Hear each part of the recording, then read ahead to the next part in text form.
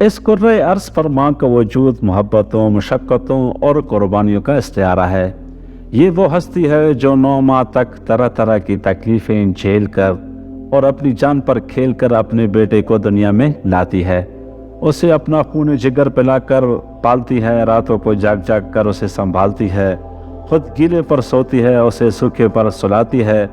अपनी ज़िंदगी के बहुत सारे साल और वसाइल उसे अपने पैरों पर खड़ा करने में सर्फ करती है, हत्ता कि नन्हा सा गोश्त का लोथड़ा एक तगड़ा जवान बन जाता है और यही इसका कुल असासा होता है।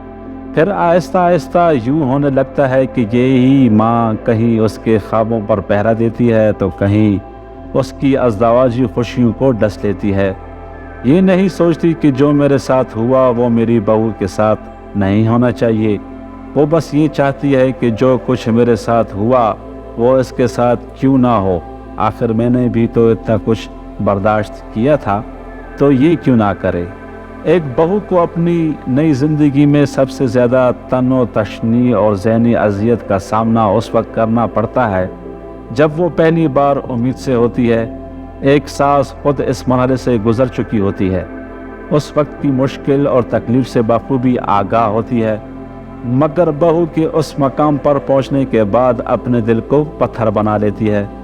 बेटे का बीवी का ख्याल रखना, उसकी दिलजोई करना उसे एक आंख नहीं भाता और वो खुद अपने ऊपर गुजरी हुई आजमाइशों का गाहे गाहे जिक्र करना और बहू की दिल शिकनी और बेटे को शर्मिंदा करने का कोई मौका हाथ से जाने नहीं देती।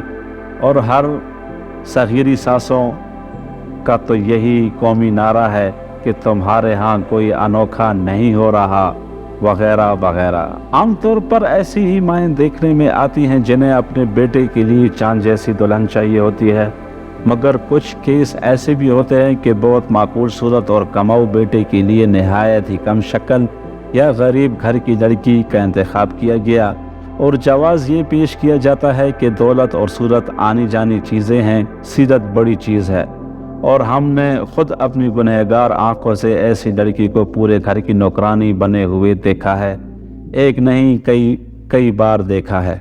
हम पल्ला लोगों में रिश्ता मुयस्सर होने के बावजूद अपने से कमतर घराने के इंतखाब में कोई नेक नीयती नहीं, बल्कि यही साजिशी ज़हनियत कार फरमा होती है कि बेटा भी अपने काबू में रहे और एक मुफ्त की नौकरानी भी हाथ आ जाए।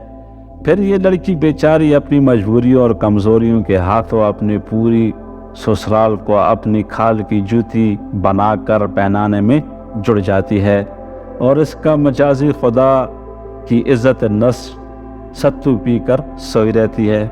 ज़रा देर को जाकर ये तक नहीं देखती कि उसके निकाह में आई हुई औरत पूरे ख़ानदान की कनीज़ बनी हुई है और उसकी जन्नत के चेहरे पर कितना इत्मीनान और आसूदगी है कि हिकमत अमली कामयाब रही।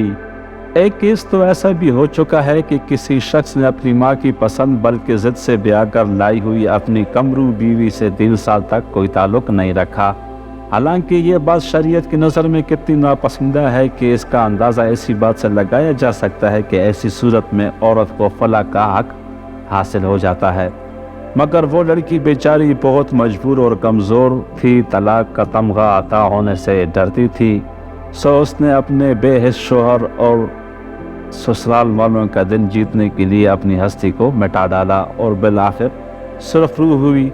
यहाँ सवाल ये है कि आखिर इसका कसूर क्या था और उसे किस बात की सज़ा मिली।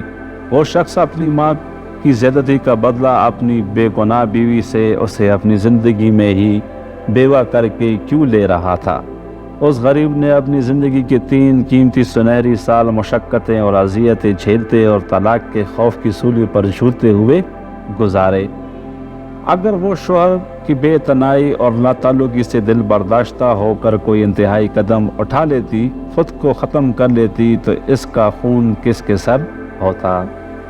एक और साहब अपनी नौजवानी में किसी लड़की को पसंद करते थे। लड़की या उसके ख़ानदान में कोई ख़राबी नहीं थी, हर लिहाज से एक बेहतरीन रिश्ता था, मगर उनकी माँ राज़ी नहीं होती थी, हत्ता कि उन्होंने कोर्ट मैरिज की धमकी दे दी।